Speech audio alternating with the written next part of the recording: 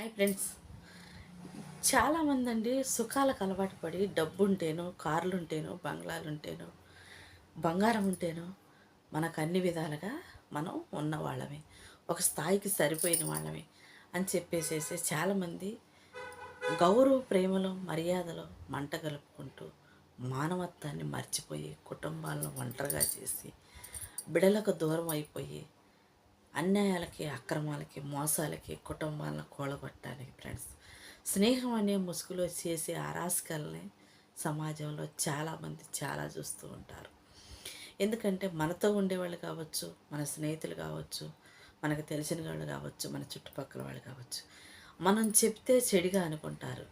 మనం ఏదైనా హెచ్చరిస్తే నీకేం సంబంధం అంటారు.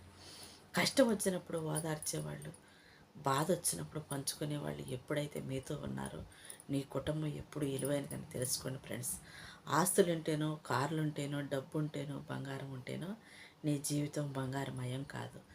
నీకు ఏడుపు వచ్చినప్పుడు ఓదార్చేవాళ్ళు, నీ బాధను పంచుకునేవాళ్ళు, కనీసం నువ్వు పచ్చడి మెతుకులు తిన్నా కానీ తిన్నావా లేదని పలకరించేవాళ్ళు, నీ ప్రేమను పంచుకునేవాళ్ళు ఎప్పుడు కూడా నువ్వు నిజమైన ఆస్తుల కంటే, మేడల కంటే, కార్ల కంటే విలువైన దానివని గుర్తించుకోనండి. అది ఎవరైనా సరే ఉంది. తాత్కాలికమైన వస్తువుల కోసం, అవసరం తీర్చిన బంధాల కోసం, సుఖాలనిచ్చే క్షణిక ఆవేశాలు చెప్పే మాటలు కావచ్చు, స్వార్థం కావచ్చు, ఎదట వాళ్ళు ఇసిరే వలలో ఎవరైనా పడ్డారు అంటే ఫ్రెండ్స్ అది నీవు నష్టపోవటమే కాకుండా నీ పిల్లలకి అవమానాలు తీసుకొస్తావు, నీ కుటుంబానికి అవమానం తీసుకొస్తావు, నీ భర్తకు అవమానం తీసుకొస్తావు. నీ నీచమైన ఒక ఆలోచన ద్వారాగా నీ కుటుంబాన్నే కోల్పోవాల్సి వచ్చింది ఫ్రెండ్స్. ఏ సమయంలోనైనా కోలగొట్టే వాళ్ళు ఉంటారు కానీ తిరిగి కట్టేవాళ్ళు ఎవరు కూడా ఉండరండి. తిరిగి కట్టాలి అని అంటే ఒకటి చెడిపోయింది బాగు చేసుకోవాలి, లేదా ఒకటి గాయమైంది మచ్చలాగా చూసుకుంటూ మనిషిగా బ్రతకలేక చావలేక నిత్యము ఆ నరకం అనుభవిస్తూ ఆ కుటుంబాన్ని ముందుకు తీసుకెళ్తూ ఉండాలి. అది భర్తే కావచ్చు, భార్య కావచ్చు. తప్పుడు ఆలోచనలో బ్రతికే వ్యక్తులు ఎప్పుడు కూడా ఫ్రెండ్స్ మనశ్శాంతిగా బ్రతకలేరు. శనికావేశాల కోసం, సుఖాల కోసం పరుగులు తీసేవాళ్ళు వయసు ఉన్న వరకు, డబ్బు ఉన్న వరకు, అందం ఉన్న వరకు, శరీరం పరుగులు పెట్టిన వరకే ఫ్రెండ్స్ ఎంత దూరమైనా వెళ్ళొచ్చు, ఎంతవరకైనా సాధించవచ్చు, ఏదైనా కోల్పోవచ్చు.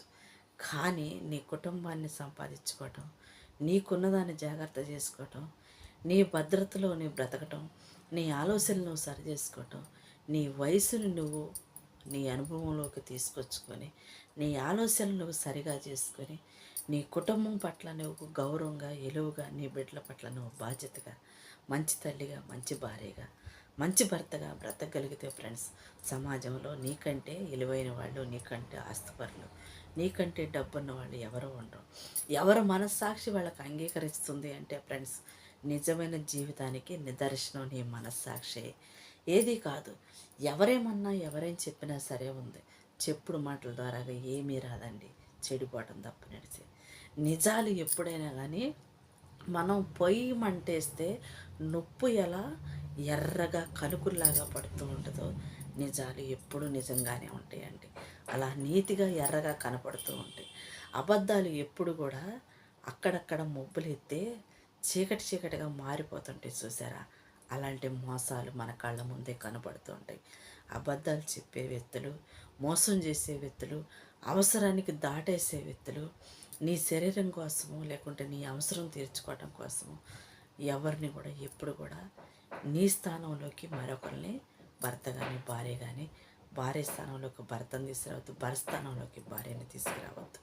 ఎవరి స్థానాలకు వారికి పదిలంగా ఉన్నప్పుడే జీవితం ఎప్పుడు కూడా ఫ్రెండ్స్ అంధకారంలో ఉన్నా కానీ అది ఆనందంగా ఉంటుంది.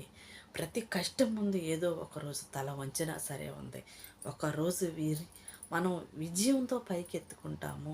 మనం నిలబడ్డప్పుడు మన స్థాయి ఏంటో మన చుట్టూ ఉన్న వాళ్ళు చూస్తారు. ఆపదల ముందు నిలబడ్డ వాళ్ళు, కష్టాల ముందు గెలిచిన వాళ్ళు సమాజంలో చాలామంది ఉన్నారు ఫ్రెండ్స్.